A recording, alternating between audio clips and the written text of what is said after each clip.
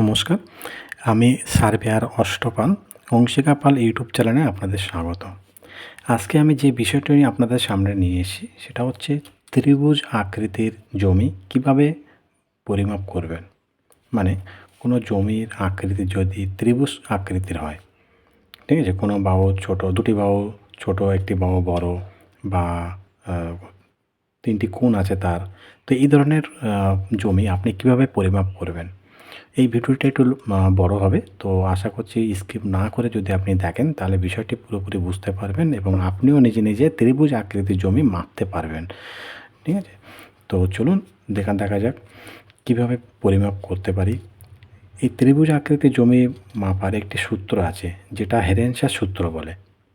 ঠিক আছে, এটা হচ্ছে এসের সূত্র, রুট এস দিয়ে এই সূত্রটি করতে হয়, যাকে বলা হয় অর্ধ পরিসীমা বার করে নিতে হয়। অর্ধ পরিসীমা বার করে এই সূত্রটি ফেলে আপনি এই অঙ্কটি কষতে পারবেন এবং যার ফলে জমির ক্ষেত্রফলটি বেরিয়ে আসবে। দেখুন করা যাক। এখানে ধরুন এস, রুট এস, এই এসের মান কিভাবে বার করব, এটা প্রশ্ন আসতে পারে। তাহলে এসের মানটা প্রথমে বার করে নিই। ঠিক আছে, এসের মানটা কীভাবে বার হবে দেখুন। এখানে একটা ত্রিভুজ এঁকে নিয়েছি আমি আগে থাকতে।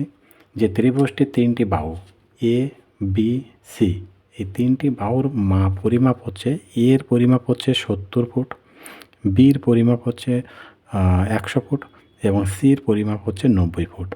তিনটি বাহু আমি বার করে নিয়েছি মেপে।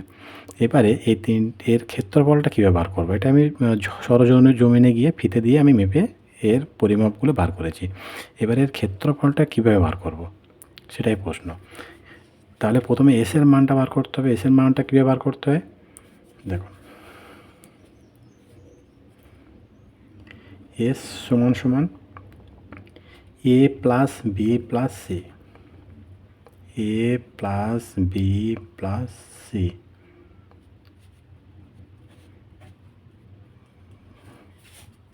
ভাগ 2।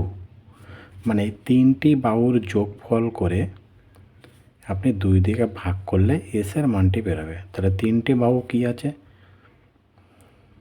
এস সমান সমান এ 70 প্লাস বি 100 প্লাস সি 90 ভাগ 2 সমান সমান, তাহলে 70 দেখি ক্যালকুলেটার মারি,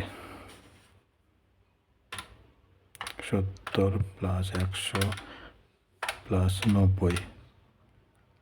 90, তাহলে 260 ভাগ 2। তাহলে 260 দিয়ে 2 ভাগ করলে কত হচ্ছে, সমান সমান 130। তাহলে আমরা এখানে এসের মান কত পাচ্ছি, এসের মান পাচ্ছি 130। তাহলে প্রথমে আমরা কী লিখব, রুট থাকবে, রুট লাস্টে গিয়ে রুট বেরোবে, রুট উঠে যাবে। তাহলে 130,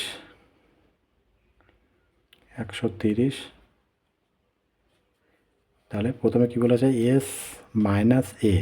তাহলে এস মাইনাস এস মানে এসের মান কত, 130 মাইনাস এর মান কত, এখানে এর মান হচ্ছে 70।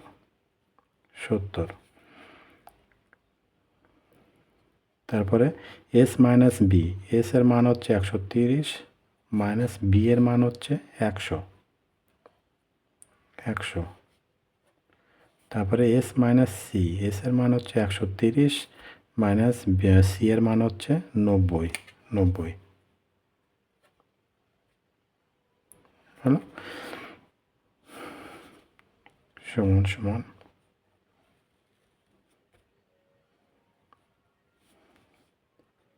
130 নেমে গেছে। এবারে আমরা এটা মাইনাস করে বার করব, যেটা হচ্ছে গুণ 130 থেকে 70 মাইনাস করুন, 130 মাইনাস 70 সমান সমান হচ্ছে 60।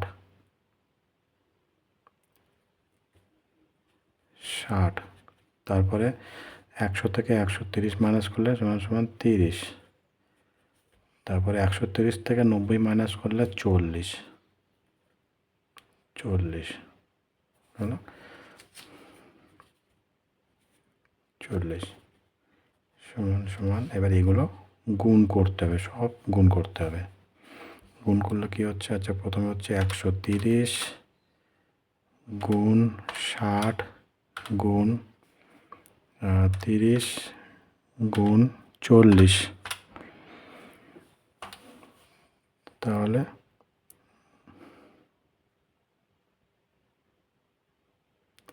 আচ্ছা 93,60,000, 93,60,000।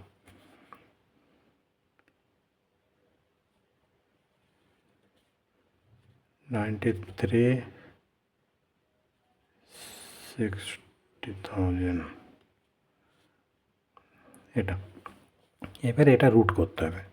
এটা যদি আমি এর আগে যদি এটা রুট বসিয়ে দিই তাহলে কী হবে দেখুন। রুট বসাচ্ছি, রুট বসালে এখানে হচ্ছে 3059.41 বর্গফুট। এটা যেহেতু মান, এটা এই মানটাকে বর্গফুটে আনতে হবে। বর্গফুটে আনলে কী করতে হবে? এই রুটটা বসাতে হবে। যখন এই রুটটা আমি বসাচ্ছি তখন এর বর্গফুটটা বেরিয়ে আসছে। সমান সমান 359.41, 3059.41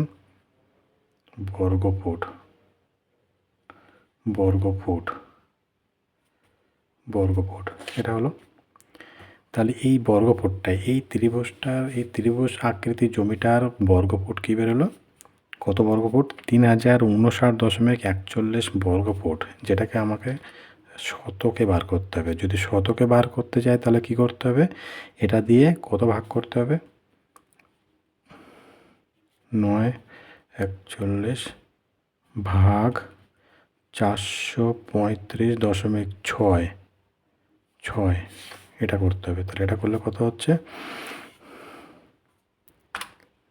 3059.41 ভাগ 435.6,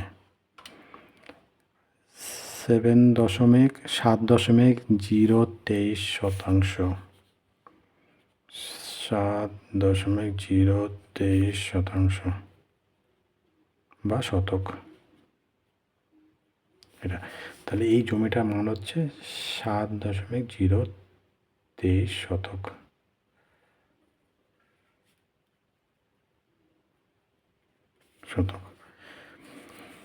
তাহলে এই ত্রিভুজ আকৃতির জমির মানটা, ক্ষেত্রফল কত বেরোলো? 7.23 শতক। 7.023 শতাংশ। ঠিক আছে? তাহলে বুঝতে পেরেছেন। আশা করছি এইভাবে আপনারা যদি মেপে থাকেন তাহলে জমি 1 ইঞ্চিও এদিক ওদিক হবে না। সঠিক জমিটি আপনি মাপতে পারবেন এবং আপনার কোনো ভুল এতে নেই বা হবেও না আপনার। ঠিক আছে? তাহলে আশা করছি ভিডিওটি ভালো লেগেছে। যদি ভালো লেগে থাকে তাহলে আমার চ্যানেলটিকে সাবস্ক্রাইব করে দেবেন। ঠিক আছে? নমস্কার।